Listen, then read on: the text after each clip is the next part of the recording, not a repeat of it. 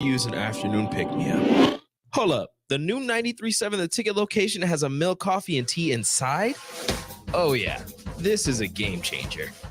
Need an afternoon pick-me-up? How about a coffee or smoothie on your way to work? Stop by the Ticket Mill location on 1040 O Street to get your go-to drink or try out our new game day drinks exclusive to the Ticket Mill location. We know it'll make your day a million times better.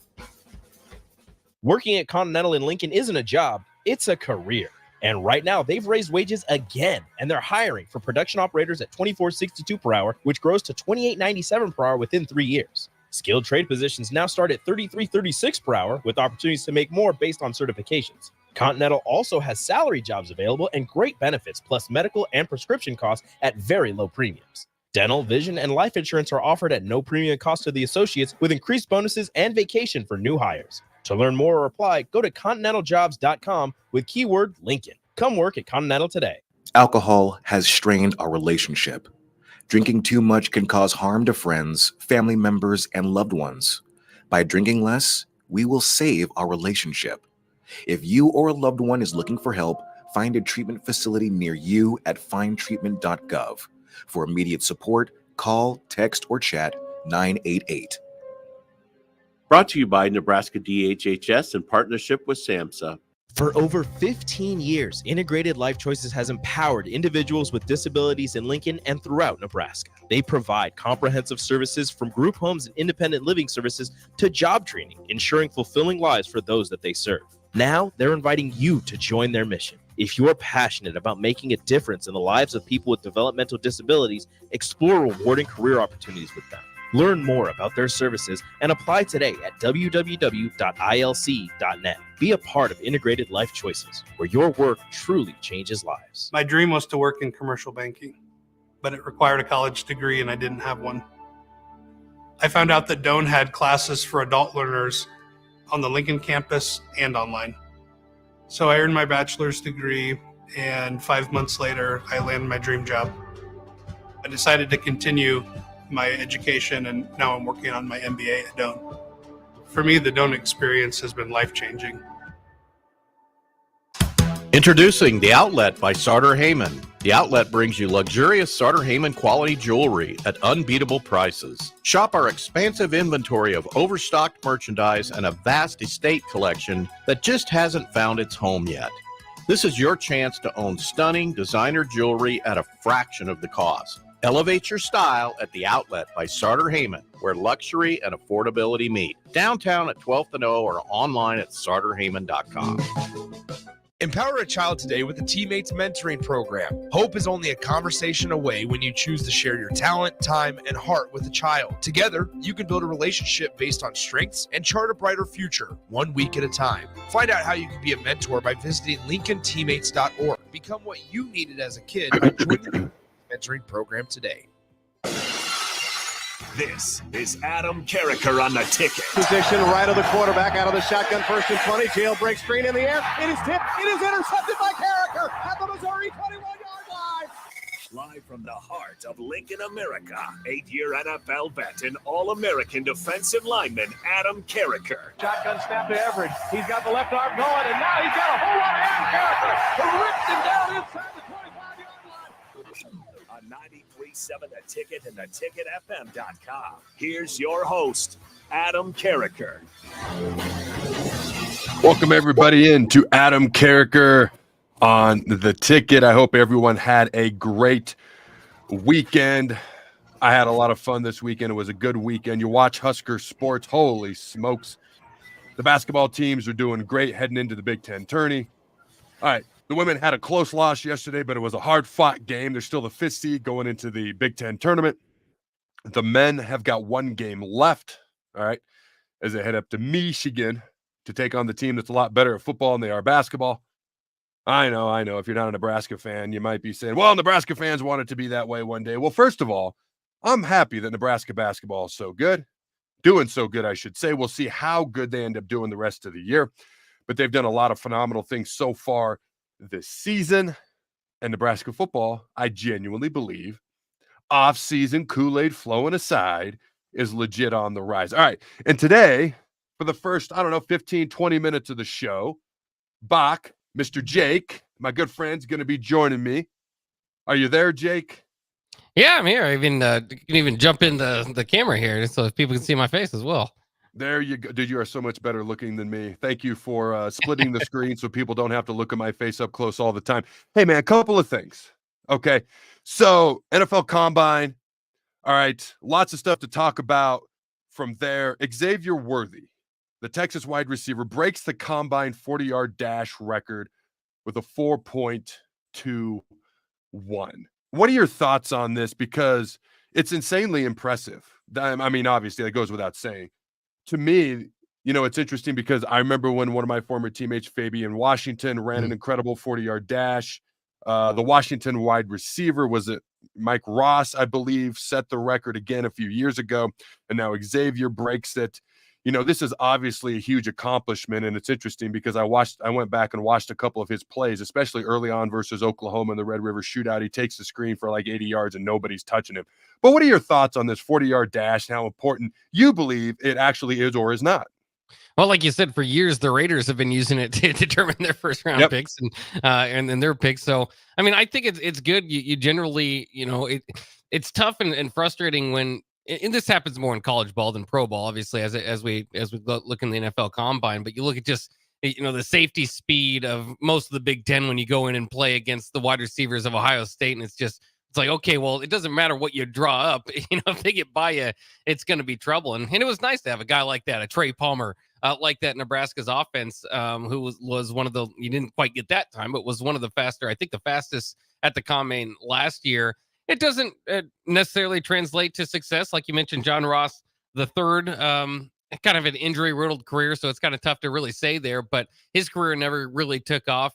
But Xavier Worthy has been a stud since his freshman year at Texas anyway, and expected to be a first-round pick. So I think it might bump him up a little bit. But I'm just fascinated by the whole thing in general because he at least, I value that he wanted to do it. He probably knew within himself that he could get close to that sort of time, and so tried to set a new standard and all that. But there's a lot of quarterbacks and just the top end players these days that don't even participate at the Combine, or they'll just do the interviews, and it kind of takes away a little bit from the NFL Combine when half the first round isn't participating. So I think the guys that are, and a lot of those guys that, get it done at their pro days and try to show off there. But the guys that are, I guess I'd give a little bit of a bump to, but not too much. But hey, 4.21 speed. I mean, that's we know the NFL, the Tyreek Hills. I mean, the guys that have been able to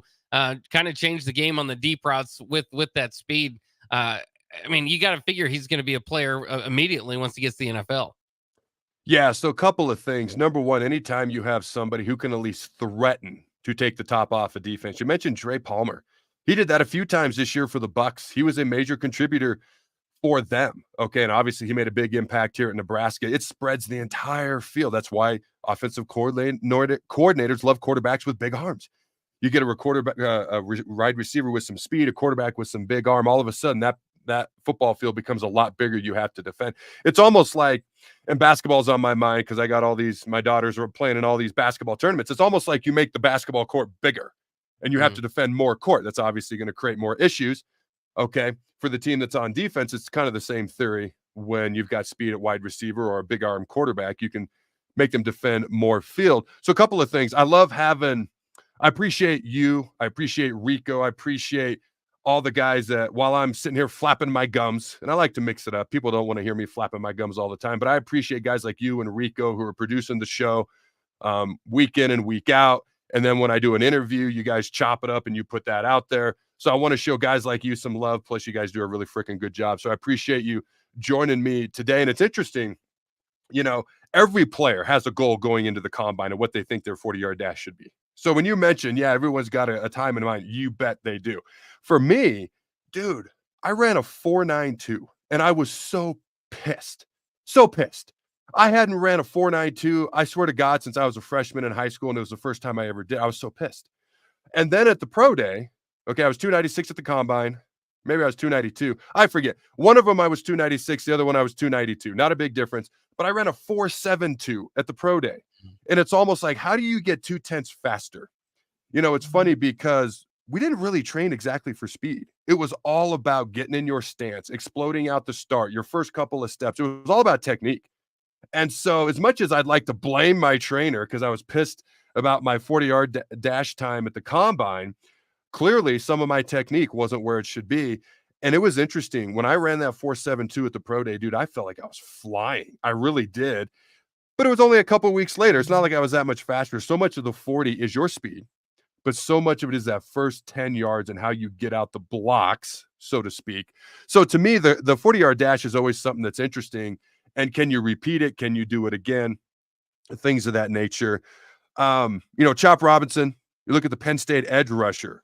When you think about edge rushing speed, 4.48 40-yard dash, that's fast for a linebacker, dude. And then a 4.25 20-yard shuttle at 6'2", 254 pounds. When you've got that type of speed coming off the edge, that is someone who can make an impact on defense. That is someone who can shrink the field on defense. Because if you got a big arm and a fast wide receiver, that's great.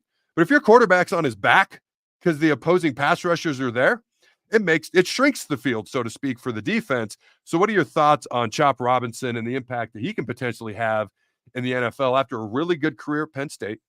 And a really good showing at the NFL Combine. Yeah, and obviously the name to go along with it, I'm almost cheering for him just because I want Chop Robinson to be a factor in the NFL. But yeah, I mean that speed. I mean, I think Peyton Wilson kind of drew some eyes with his fast time as a linebacker. Just kind of it just kind of reminds you that the speed that goes all around the field now in the NFL and from these guys coming in is. It used to be like, okay, well, 40 times are really for cornerbacks and wide receivers. And then we look at bench weight or, this or that for some of the other times. But these 40 times from these guys that, like we said, are going to be rushing the passer or even in coverage in Wilson's case it's really eye opening.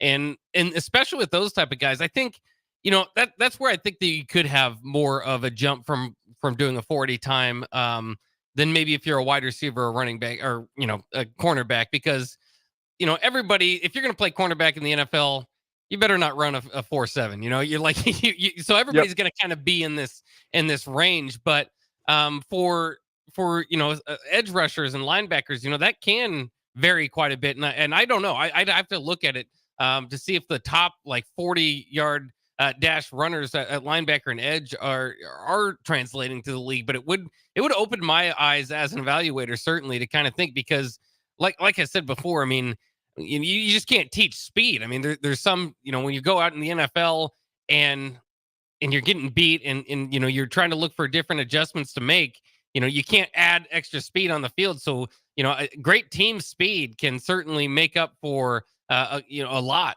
in the NFL or in college ball. And it's in the FL, we always talk about those short windows that a quarterback's passing through, but everything's so just is that important. So I don't know. I would probably think with the Chop Robinson and a Wilson that their stock should go up a little bit more. But again, these, along with Xavier Worthy, these aren't necessarily surprising results, maybe doing as good as they did, but these are big names coming in.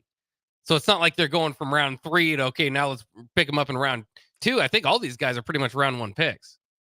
Yeah, I think I'm going to circle back to this because in my opinion, and I'm an upper body lift guy, like anybody who knows me, I will lift upper body every day of the week and twice on Sundays.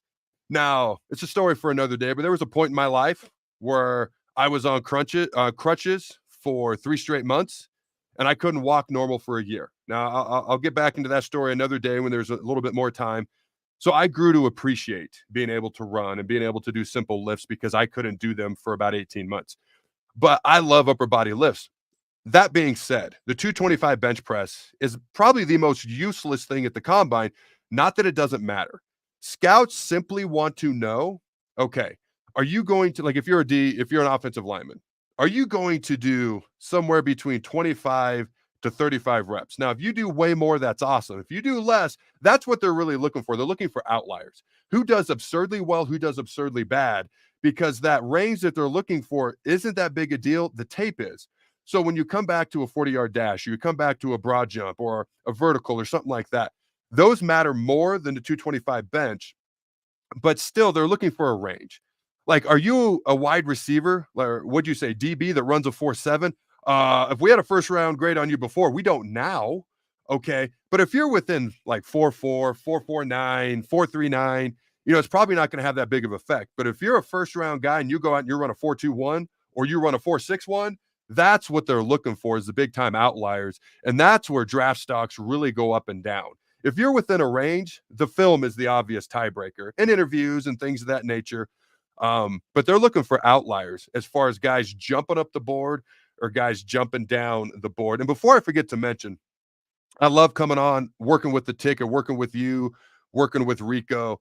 I just got to mention, though, man, the past month, I haven't done near as many straight up chronicles. And I just want to let the fine folks know.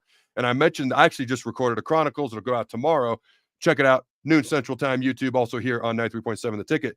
But a lot of that's been because I've been inundated with people who are excited, want to be a part of what we're doing, which is incredibly humbling for me. Shocking, if I'm being honest with you, if I think about day one when I started this. And then I'm going to be around. I'm going to be able to do more things in Lincoln and Omaha. And when I reach out to folks, dude, the response has been phenomenal. So I'm going to get back to doing more chronicles more consistently for those, if anybody's been wondering or even gave two hoots to this side of a cockatoo's rear end about it. But if you have, I'm going to do more. But the reason is the behind the scenes, which is not necessarily the stuff I enjoy the most. I enjoy talking about sports and watching sports and analyzing sports and giving my take, whether I'm right or wrong. The behind the scenes has been exploding, and I'm uber excited. I just wanted to give a quick update on that. Talk to me about, though, come back to the combine. JJ McCarthy. He showed exactly what I would have expected. He showed athleticism. He showed arm talent. He showed a lot of things that get NFL scouts excited. And then he showed inconsistency because he hasn't been like he was consistent at Michigan without a lot of pressure on him because of a phenomenal run game, a phenomenal defense, and he was great within what they asked him to do. But if you're a scout, how do you evaluate an absurdly talented former 5-star player like JJ McCarthy, but he hasn't been asked to do a lot? And then he goes to the combine. He shows you why he was a 5-star player and a national champion, but then he shows you, well, he hasn't actually had to do a lot consistently because he's had so much around him. How do you evaluate a guy like that if you're a GM on an NFL team, Jake? Well, I think you have to, take all that information in and kind of think about what are you going to expect of him when you draft him? Because if you're going to draft him in the top 10, we've seen basically a lot of, first round picks or anybody, you're just kind of, it's no longer this Peyton Manning, and you can use examples of great guys that have worked for, but like there's no longer this idea of like, well, Peyton can struggle and throw however many NFL record for picks, or we're going to have Aaron Rodgers sit on the bench for 2 years. Like almost anybody that you're picking up is like, all right, throw him in there. Let's see what he does. Trial by fire. JJ McCarthy might be, in my mind, a guy that you kind of do let grow into it, not necessarily have the expectation of him to come in and light the world on fire. But it's just so intriguing because he's just he is a winner. He does have that athletic background. He ran off a quarterback at Michigan that brought him to the playoffs. I mean, that's pretty darn impressive as in itself. Nevertheless, not to mention, I should say, beating Ohio State twice, beating Alabama in a semifinal, and then winning the national championship. Like whenever there was not a moment that was too big for him. So I thought that was all that impressive. But at the same time, like I shouldn't say half the time, like 9 or 10 times out of the year when he's playing in these 12 regular season games, we saw it like Nebraska against Michigan. They didn't have a chance. Michigan has 18 guys at the at the NFL Combine, and that's just the mismatch that McCarthy was working with, not only on his offensive side of the ball, helping him out, but the defense in preparing him and putting him in situations where he didn't have to make a major comeback or so it might hurt some of his statistics. But I guess that's the way I would view him is maybe as a guy that you don't expect to come in and be your day one starter, or maybe like I said, it's the NFL. There's not a whole lot of patience anymore, but kind of ease him into the role. Maybe don't expect him to do everything right away. I see him going in the first round, though. I mean, there's a lot of quarterback hungry teams in the NFL, and I think he did enough at the combine not to change his draft stock. Now it's interesting. And first, before we get into because I'm looking at the list of quarterbacks right now as they're projected in the NFL draft. You got Caleb Williams, Drake May, Jaden Daniels, Michael Penix Jr., Bo Nix, JJ McCarthy, Michael Pratt, Tulane, who hasn't been talked about a ton, but he's a guy who could go in those top 2 or 3 rounds. Let's talk about Caleb Williams first. Okay. And I think it's one of those ads you guys run here on the ticket. And I think I could be wrong. I think it's DP talking about he doesn't want to put poison in his soup, so he wouldn't take Caleb Williams or something like that. Okay. So that's one mindset. You got the painted fingernails and you got, whatever the case may be. And then you've got a guy who's just absurdly talented. Okay. A guy halfway through the season was probably favored to win the Heisman again last year. And then the whole USC team just fell apart the second half of the year. So you can see the talent, you can see the ability. There's other things that come along with it. For me, I think one thing that might hurt him when you look at the second half of the season, the film from last year, is you could see he was trying to play hero ball. He didn't trust the people around him. He felt like he had to make every play, mostly because he knew his defense was never going to stop anybody. Okay, not that he didn't have talent on offense. For me, I kind of give him grace the second half of last year. Not that those plays didn't happen, but I look at everything that was going on, and I kind of take that into consideration. And I think about the first half of the year a season ago, and I think about the season before. And I think it was Joe Klatt that said he may be the most talented quarterback he's seen in the past dozen years since RG3 and Andrew Luck came out. So you got these, and then you got an NFL scout coming out and saying the dude's going to be a bust. I mean, he's such a, I don't know that he's uber polarizing yet, but he's starting to become that. And he's probably the most polarizing guy in this draft. So let's start with, before we look at the other cornerbacks and kind of see quarterbacks and see where we'd put JJ McCarthy on this list. How do you view Caleb Williams? Because for me, that's a guy where I wouldn't really care what he does at the combine. I've seen what I need to see on film. That's a guy that I want to get in the interview room. That's a guy that I want to get to know as a person. I want to interview him at the combine. I want to interview him when he flies out for his pre-draft visit. I want to interview him as much as possible because I want to get to know what's going on in here with him. From the neck down, he's the number one pick. From the neck up, are you a bust or are you still the number one pick? That's how I'd look at him. What are your thoughts? Yeah, I agree with. I think back to even his time in Oklahoma when Tom Stevens was in studio today would tell me, and I was doing a show with him. He'd tell me that's my Heisman if he would have played all year. Remember, he took over for Spencer Rattler like halfway through the year, and he does. He's just kind of got that it factor in kind of an equalizer. He can make big plays out of nothing at times. And so, yeah, I think so, but he did. His numbers drop off was pretty considerable last year. That's kind of interesting having, going into it, knowing that you have to kind of live up to that hype and not quite being able to do so.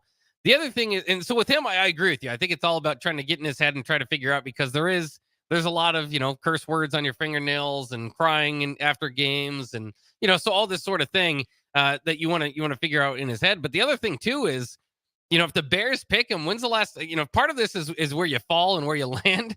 And the Bears, what's the last good story of them drafting a quarterback and him being their quarterback on the franchise for so long. So, I got to question the Bears as well. But as far as Caleb Williams as a prospect, I guess I think he's probably done enough to be the number one of this group. I don't quite see him as as Joe Klatt would put it, like you said, as this once in every 10 years type of guy. Maybe but the thing is, him and Marvin Harrison Jr., these guys probably would have been the top picks at their position if they came out a year earlier. So you're kind of doing that up and down in the stock movement. But if he was up, his stock was up and went out last year, it probably would have been the first pick. It's interesting because if I'm the Bears and I got Justin Fields, I could argue Justin Fields just as talented as Caleb Williams. And are there any more questions with Justin Fields? You probably, you know him way better because you've had him there for a couple of years. What if you traded that pick? Because I look at Marvin Harrison as the best wide receiver prospect to come out in a long time. I look at Brock Bowers the same way. And this is a pipe dream. I'm not a Bears fan. I'm obviously not in charge of their front office, but this is my pipe dream. If I put myself in that hypothetical situation as their GM of their front office, what if I trade out of that first spot, keep Justin Fields, make a few more trades? Is there a way on planet Earth that I could get Marvin Harrison and Brock Bowers? Is that even possible? The best tight end in a while, the best receiver in a while, plug them in with an uber talented quarterback I've already got. And maybe that's a ridiculous pipe dream. But my son's been playing a lot of Madden and building up his dynasty mode or whatever it's called. So that's the world I've been living in for the past couple of days, along with U Sports Basketball. But before we go to break, and real quick, ladies and gentlemen, my former teammate, Mike Stuntz, who says that I owe him an apology. He's not getting it, but he says I owe it to him. He's going to be joining me here in about 5 minutes or so. You know what? Let's do this. maybe we go to break, Jake, and then we'll bring Mike on, and then maybe we can reconvene the last few minutes of the show, because I want to see where you would put J.J. McCarthy, because this is a loaded quarterback class. You got Caleb Williams, Drake May, Jaden Daniels, J.J. McCarthy, Michael Penix, Bo Nix. So why don't we take a break, bring on Mike, and then close out the show with that quarterback talk? How's that sound? That sounds good to me. Okay, thanks, Jake. Don't go anywhere, ladies and gentlemen. We'll be right back. Get rid of pesky critters once and for all with Bats to Rats. Their expert team is here to help you reclaim your home. No more sleepless nights caused by crawling critters or flapping wings. Bats to Rats ensures a safe environment for every family member. Check the website at batstoRats.com for amazing offers. And if you mention this ad, you'll receive $10 off your initial inspection cost. Call Bats to Rats today at 402-781-8691. That's 402-781-8691. Bats to Rats. 93.7 The Ticket, Fox, KFXL weather. Sponsored by John Henry's Plumbing, Heating, and Air Conditioning. Your Lincoln forecast for today, we'll see partly sunny skies. It will be breezy, though, but mild. We'll see a high around 61. Tonight, mainly clear skies and an overnight low around 30. And tomorrow, mostly sunny skies return. We'll see less wind, too, and an afternoon high around 60. I'm meteorologist Kyle Clucker for 93.7 The Ticket and theticketfm.com. What a day. I could sure use an afternoon pick-me-up. Hold up. The new 93.7 The Ticket location has a milk, coffee, and tea inside? Oh, yeah. This is a game changer. Need an afternoon pick-me-up? How about a coffee or smoothie on your way to work? Stop by the Ticket Mill location on 1040 O Street to get your go-to drink or try out our new game day drinks exclusive to the Ticket Mill location. We know it'll make your day a million times better. Alexa, play 93.7 The Ticket. Okay, playing 93.7 The Ticket. Alexa, turn down the lights. Dimming the lights. Alexa, order a pizza. The big one. All the toppings. Are you sure that's a good idea? Alexa. That's a lot of pizza for just one man. Alexa, just do it. Stop judging me, just do it. As you wish. Thanks, Alexa. You're my best friend. 93.7 The Ticket is proud to provide listeners with daily opportunities to win contests and prizes on our airwaves, and would like to take this opportunity to remind you of a couple rules. All participants must be 21 or older and must wait 30 days after winning a prize before participating in another contest. Once you win, you have 30 days to pick up your prize at the K&TK Studios, 1040 O Street in Lincoln, or your prize will be forfeited. Thank you for participating in our contest, and thank you for listening to 93.7 The Ticket. Wall-to-Wall Wine and Spirits is now open in Lincoln. Shop our expansive collection of wine, beer, spirits, and cigars at 5040 North 27th Street. From top-shelf liquor to crowd-favorite beer, Wall-to-Wall Wine and Spirits has a beverage for every taste and every budget. Plus, join our loyalty program to earn rewards and save on future purchases. Shop Wall-to-Wall Wine and Spirits at 5040 North 27th Street in Lincoln. That's 5040 North 27th Street.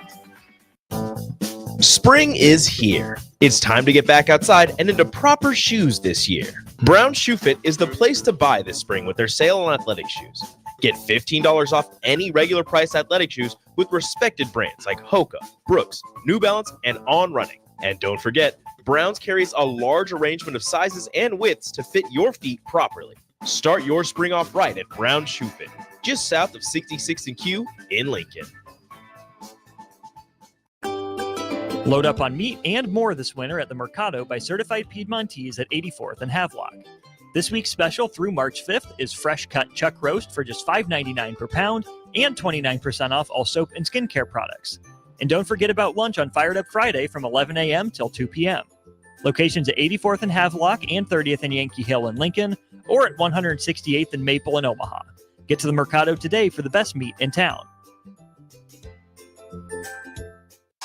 Introducing The Outlet by Sartor Heyman. The Outlet brings you luxurious Sartor Heyman quality jewelry at unbeatable prices. Shop our expansive inventory of overstocked merchandise and a vast estate collection that just hasn't found its home yet. This is your chance to own stunning designer jewelry at a fraction of the cost. Elevate your style at The Outlet by Sartor Heyman, where luxury and affordability meet. Downtown at 12th and O or online at sartorheyman.com. Gaina Trucking is hiring CDL Class A and B drivers. Gaina Trucking guarantees a 40-hour work week year-round, and their strong team culture makes it not a job, but a career. Gaina Trucking offers health, vision, and dental insurance, 401k with company match, an employee assistance program, and other bonus programs. Build a better career today with great team culture at Gaina Trucking. Learn more and apply today at GainaTrucking.com. In every office, there's two types of people. There are those who bring in bagels and those who eat the bagels that someone else brought in. Everybody likes the first person. Be that first person.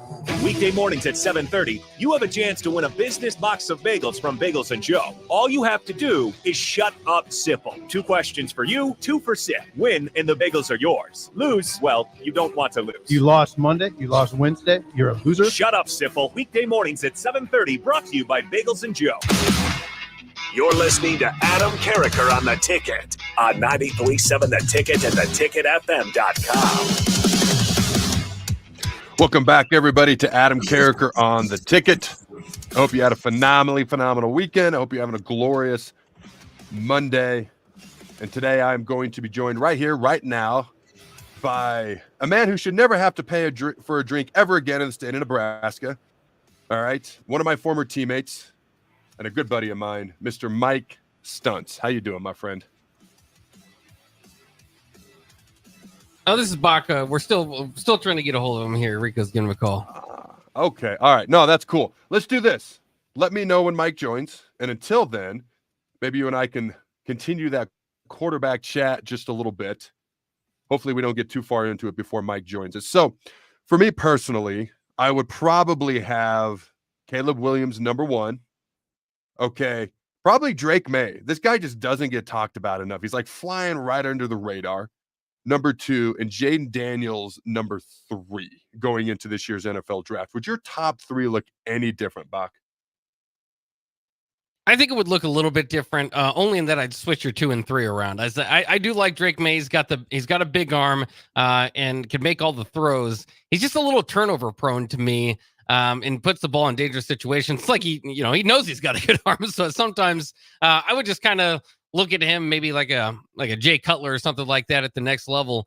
Jalen Daniels, I've been very impressed with, obviously with winning the Heisman, but I've been following him since his Arizona State days, and he just has made such a big transformation. I know people are kind of worried about his thin frame and he hasn't necessarily mastered the technique of not taking big hits, but I like the upside of him a little bit more than I like a Drake May. Maybe you shouldn't draft off upside, but that's where I'm going. I love his growth in his game the last couple of years.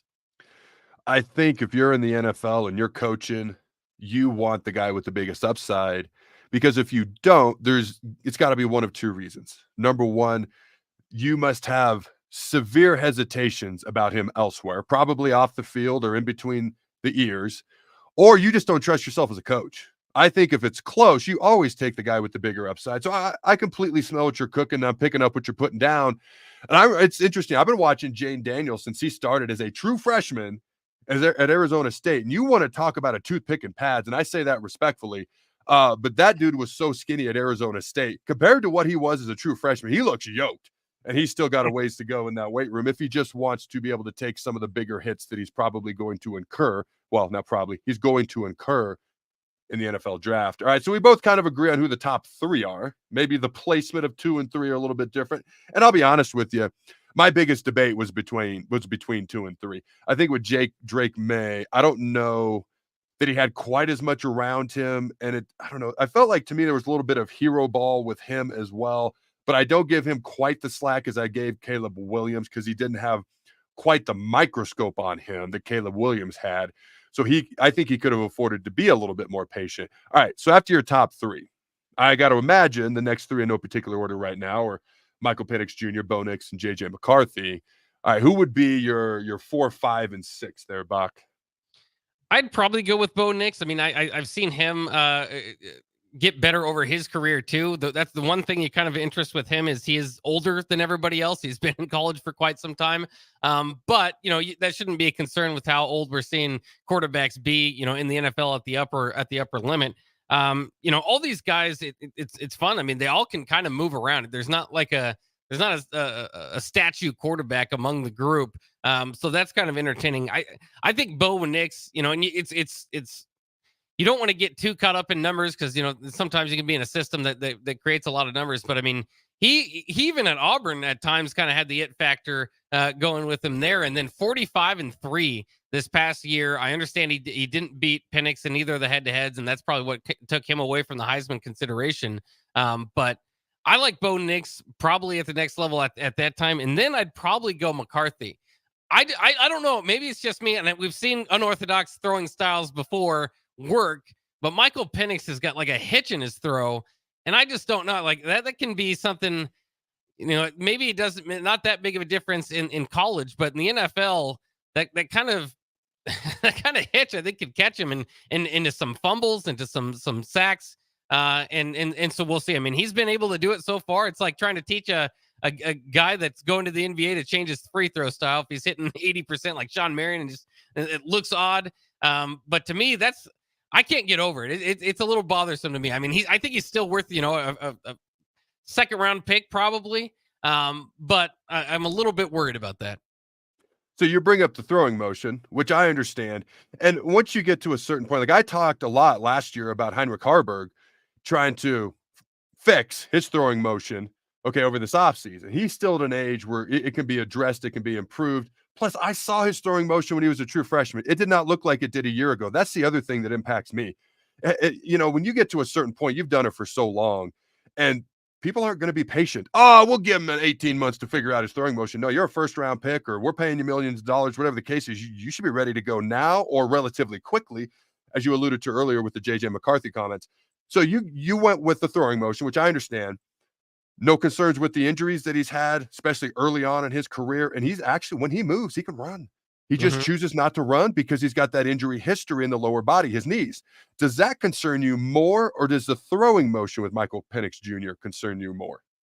Well, I think you bring up a good point. I think you probably do worry about, he's kind of had the injury-riddled career there, was able to pick it up and become one of the best players, obviously, in college football this past season. But yeah, I mean, any sort of injury problems going into the NFL, especially when you're picking at that high, like you said, you're expecting to be your franchise quarterback. You're usually not picking for a 2 or 3, 4 year window. So, I mean, I think, like I said, I like even acknowledge my own like biases. Like I'm probably too worried about the throwing motion, but it just bothers me. But the injury history, I think, would be the bigger red flag on him. I think that's the bigger red flag for me personally. I don't know. I look at a guy like, these guys are kind of anomalies, but like a Phillip Rivers, I mean, he had a unique throwing motion. Even my son, he was maybe 5 when the first time he ever saw Phillip Rivers play. He goes, "Daddy, that guy throws weird. Why don't you teach him how to throw?" And I'm like, first of all, he ain't listening to me, but I appreciate that you still listen to me. He's 14. He doesn't listen no more. So I enjoyed it while I could. But like even my son at 5 years old was like, "He throws weird, Daddy. Why don't you help him?" But it didn't seem to bother him. So it's interesting. I think when you get to a certain level, if you've been sick now, translating from college to the NFL can be a little bit challenging, especially if you're not as tall. Michael Penix isn't the tallest quarterback in the world. Okay, so maybe it can be a little bit of a concern. My number 4 quarterback, let me go to my list that I got here as I click. I actually don't have Bo Nix as high as I do some of these other quarterbacks. And I remember watching him start as a true freshman at Auburn and thinking, this dude is insanely talented. This dude, the sky is the limit. And he had a great college career at 2 different schools. I don't know. Maybe it's just me, and maybe he wasn't asked to do as much. I kind of felt like, and I know he set the record for completion percentage and all that. Maybe that skews how I view it. He felt more like a game manager towards the end of his career, like not a game manager, but more like a game manager towards the end of his career than I thought he would. And maybe that's just because Oregon, that's all they really needed from him.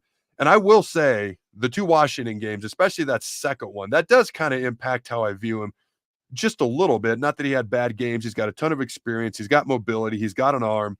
For me, I think I put Michael Penix ahead of him. And then I probably put, this was my other big debate, was 2 and 3 and 5 and 6, either Bo Nix or JJ McCarthy. Like if you're a team who needs a starter sooner rather than later, I think it comes down to what your needs are. I take Bo Nix. If you're a team that can wait a year or two or let him learn or let him gradually play into the position, then I think you take JJ McCarthy, who I think has a bigger upside.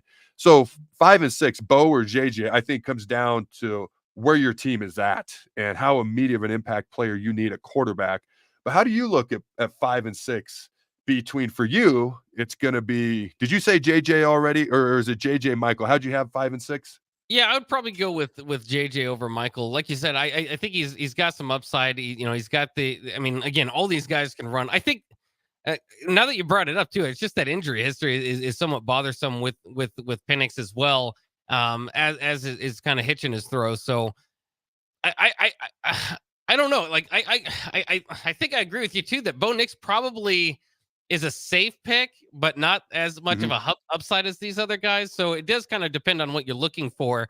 But for me, I believe in McCarthy. I think that there is something there, and just because he hasn't been able to do it or show it, I think it will be shown. But I think it will take some patience with him.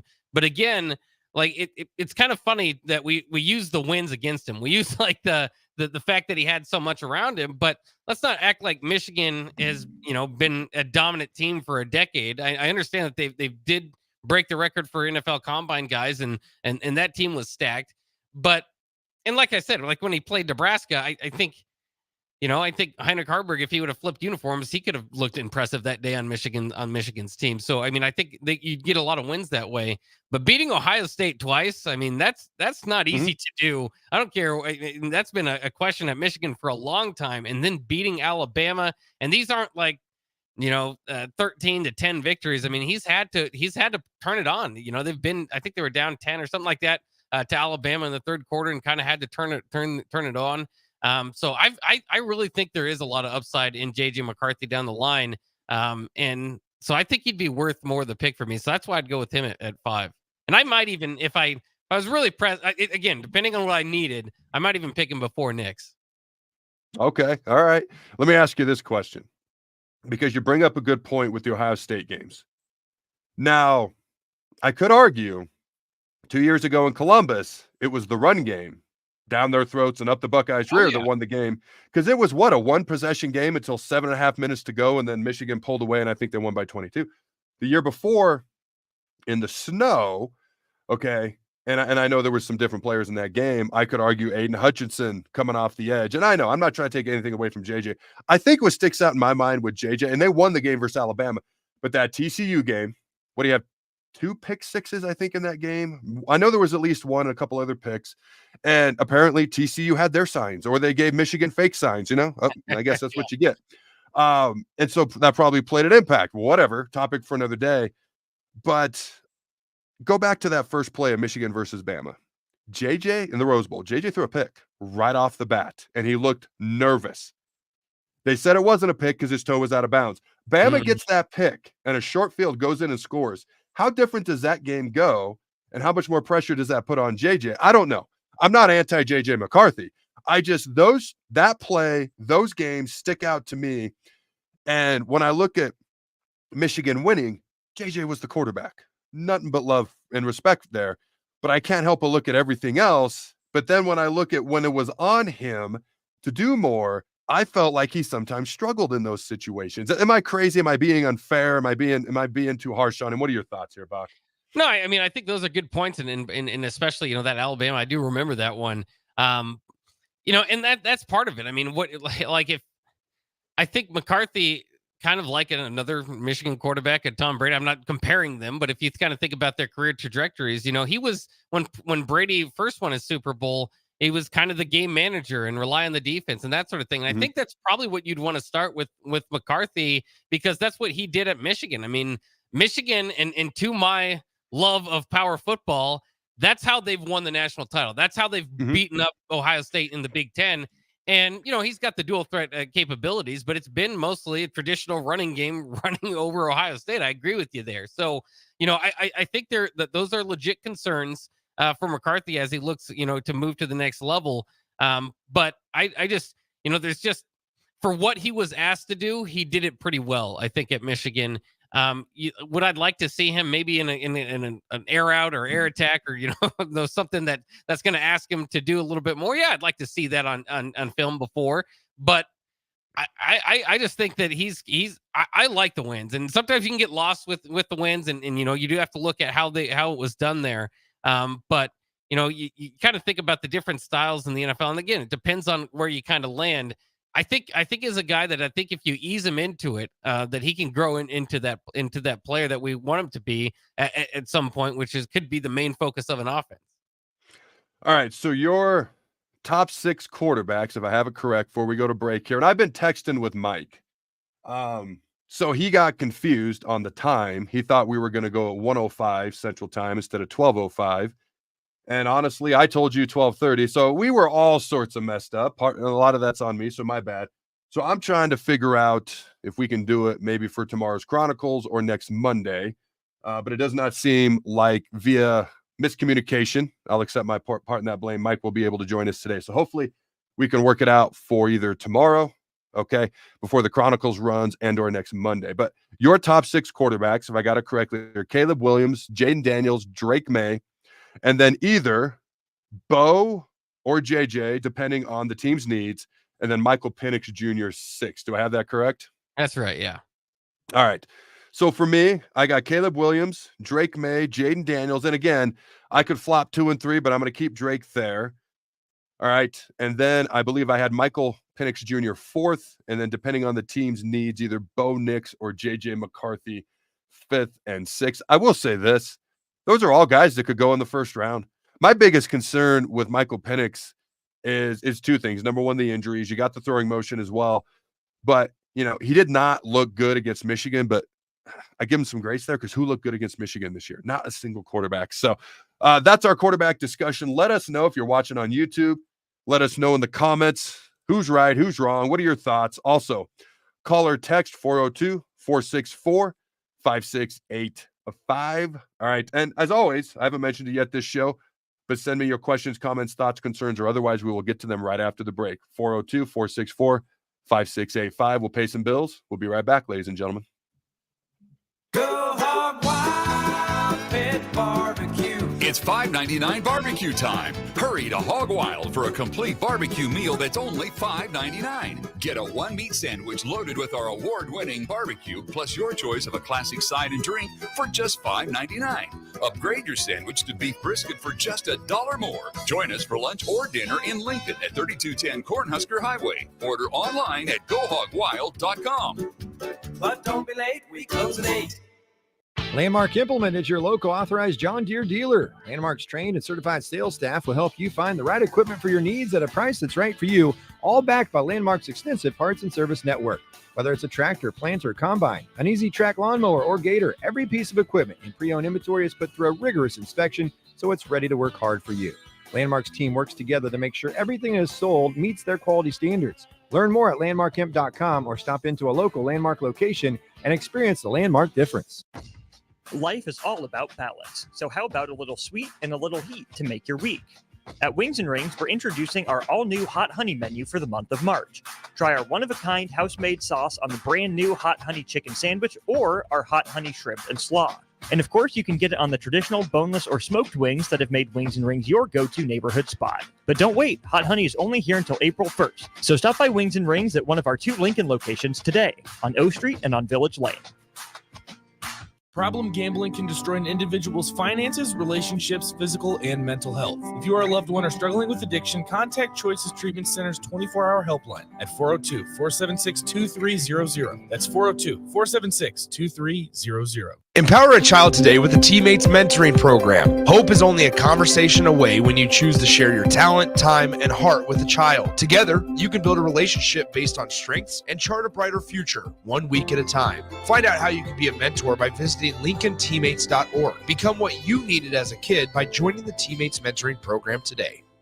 What a day. I could sure use an afternoon pick-me-up. Hold up. The new 93.7 The Ticket location has a milk, coffee, and tea inside? Oh, yeah. This is a game changer. Need an afternoon pick-me-up? How about a coffee or smoothie on your way to work? Stop by the Ticket Mill location on 1040 O Street to get your go-to drink or try out our new game day drinks exclusive to the Ticket Mill location. We know it'll make your day a million times better. My dream was to work in commercial banking, but it required a college degree and I didn't have one. I found out that Doane had classes for adult learners on the Lincoln campus and online. So I earned my bachelor's degree, and 5 months later, I landed my dream job. I decided to continue my education, and now I'm working on my MBA at Doane. For me, the Doane experience has been life-changing. A team succeeds when they work together. Banking's no different. At UBT, we're in your corner for every financial move you want to make. Your money's backed by a roster of experts who put in the work to know you and your community. So whether you're opening a savings account, buying a home, or planning your future, you always know who to turn to. Working together toward your financial goals. That's a win in our playbook. Union Bank and Trust. Equal housing lender, member FDIC. Spring is here. It's time to get back outside and into proper shoes this year. Brown Shoe Fit is the place to buy this spring with their sale on athletic shoes. Get $15 off any regular price athletic shoes with respected brands like Hoka, Brooks, New Balance, and On Running. And don't forget, Browns carries a large arrangement of sizes and widths to fit your feet properly. Start your spring off right at Brown Shoe Fit, just south of 66th and Q in Lincoln. Alexa, play 93.7 The Ticket. Okay. Playing 93.7 The Ticket. Alexa, turn down the lights. Dimming the lights. Alexa, order a pizza. The big one. All the toppings. Are you sure that's a good idea? Alexa. That's a lot of pizza for just one man. Alexa, just do it. Stop judging me, just do it. As you wish. Thanks, Alexa. You're my best friend. In every office, there's two types of people. There are those who bring in bagels and those who eat the bagels that someone else brought in. Everybody likes the first person. Be that first person. Weekday mornings at 7:30, you have a chance to win a business box of bagels from Bagels and Joe. All you have to do is shut up, Sipple. 2 questions for you, 2 for Sip. Win, and the bagels are yours. Lose, well, you don't want to lose. You lost Monday. You lost Wednesday. You're a loser. Shut up, Sipple. Weekday mornings at 7:30, brought to you by Bagels and Joe. Alcohol has strained our relationship. Drinking too much can cause harm to friends, family members, and loved ones. By drinking less, we will save our relationship. If you or a loved one is looking for help, find a treatment facility near you at findtreatment.gov. For immediate support, call, text, or chat 988. Brought to you by Nebraska DHHS in partnership with SAMHSA. You're listening to Adam Carriker on The Ticket on 93.7 The Ticket and theticketfm.com. Boom. Welcome back, ladies and gentlemen, to Adam Carriker on The Ticket. We got about, 6 minutes here. We got some questions from you fine folks at home. All right, this is the People segment. Let's get to the first question from Steven. The NFL is a clone of Kansas City or San Francisco that would make a jump with Bowers. Maybe he could be a replacement on one of those two teams because of a rookie contract. I'm a little confused by the wording. I think what you're saying is who would jump up in the draft to try to get him. I think that's what you're asking. I got to be honest, just about any team. The dude is a tight end specimen. You saw what Travis Kelce could do. The Chiefs, they still have good wide receivers, but they don't have Tyreek Hill. They don't have the dynamic weapons that they did a couple of years ago. And frankly, I'll be honest, Travis Kelce did not have a great overall regular season per his standards. Now, that's the key phrase, per Travis Kelce's standards. But then he became the best tight end on planet Earth throughout the playoffs. I mean, he even played better than George Kittle, who's a phenomenal tight end. I was going to say, once in a decade tight end, but you got other guys like Gronk who have played in the past decade and Travis Kelce and all these phenomenal guys. I see Brock Bowers in a similar light. I think he's an even better pass catcher. How do I put this nicely? An even less willing blocker. I don't know how to put that nicely. I tried to. Honestly, now, when you think about San Francisco or Kansas City, I don't know if you're talking about in place of Kelce or in place of Kittle. I'll tell you what, if they could get him somehow and put some of those guys together like Bowers and especially where, Kelce's a little bit older or Kelce and Kittle or whatever the case may be, that would be amazing. As far as who would jump up to get him, I got to imagine just about any team would want to. Like Bowers and Marvin Harrison Jr. are two of the best. Like Marvin Harrison Jr. is the best wide receiver I've seen come out of the draft in a few years. And I can say the same thing about Brock Bowers. Okay. So any one of those guys. All right. Now next, I love the name here. Gorilla Bear from Gorilla Bear. Just ignoring that after Michigan had to stop cheating, McCarthy was pretty average. So I have been sent stats from fans, okay, at times throughout this offseason, because I've talked about McCarthy. I've talked about Michigan on the Big Ten show. I've talked about quarterbacks in the NFL draft. Okay, I've been sent stats from when really people weren't quite as aware of Michigan cheating, and post people were aware of Michigan cheating, and the stats were different. They were different. I mean, it's tough because you got Deflategate with Brady, and then they go out and they win the Super Bowl. What was it like the very next year? You got Spygate, and then what did Brady win? 92 Super Bowls after that. I don't know. It's tough. There hasn't been a lot of post-football for McCarthy like Brady had years after some of those things came out to prove himself. And obviously, McCarthy went on to win a national title and beat Alabama and win a Rose Bowl with his team. So let's keep all that in mind. Okay. It's hard. McCarthy's just the biggest question mark in the draft for me. Maybe the entire draft. I think Caleb Williams may be the most polarizing player. I think J.J. McCarthy may be the biggest question mark. I actually just went through a mock draft on Pro Football Focus, and I've seen some drafts where he's the fourth best quarterback, right behind Caleb Williams, Jane Daniels, Drake May, however you rank those three guys. He's number 4, going in middle, maybe late first round. And then I just went to Pro Football Focus, one of their recent mock drafts, and he's like late second round. Okay. So he's one of these guys. It's going to depend on the evaluator in the room on that particular team and what they see. And then he's one of those guys that they're going to want to get to know him as much as possible through this pre-draft evaluation process. Okay. The combine, the pro day, interviewing him. What's his knowledge of the playbook? All right. I'll share this and I'll keep names out of it. There's a state championship high school quarterback who lives in the area that I live. He's also a 2-time defending state champion wrestler. Okay. He was getting looked at by a college. And so the college met him in his head coach's office on the whiteboard, and the college was asking him to draw up their plays and things of that nature.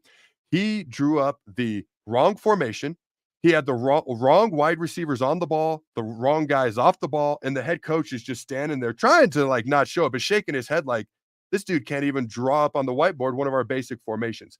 Things like that are going to matter, okay, when it comes to a guy like J.J. McCarthy, okay? How much do you know, and how much has it just been the rest of your team? We know you're talented, but what can you actually do when we put you through the meat grinder a little bit?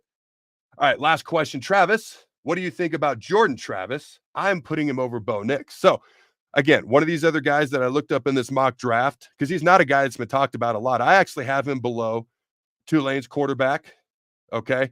And I actually have him below Spencer Rattler of South Carolina. And so in this mock draft, they have him ranked as the 132nd best prospect, according to Pro Football Focus. So that makes him, in their minds, like a 4th, 5th round pick. It's not due to lack of talent or lack of showing what he could do on film.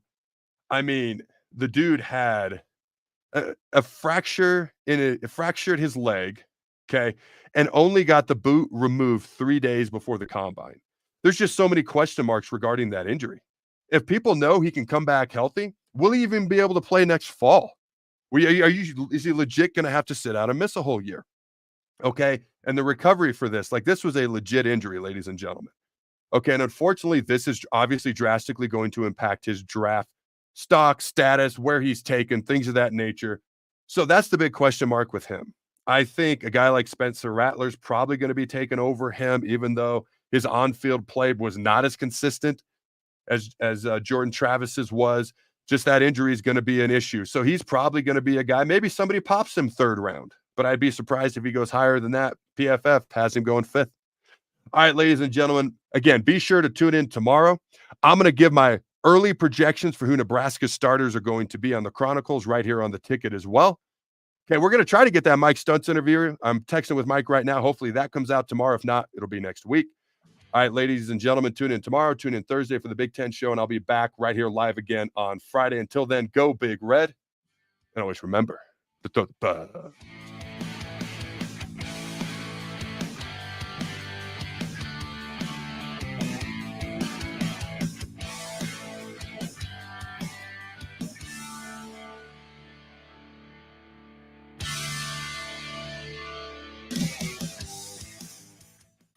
This is Lincoln's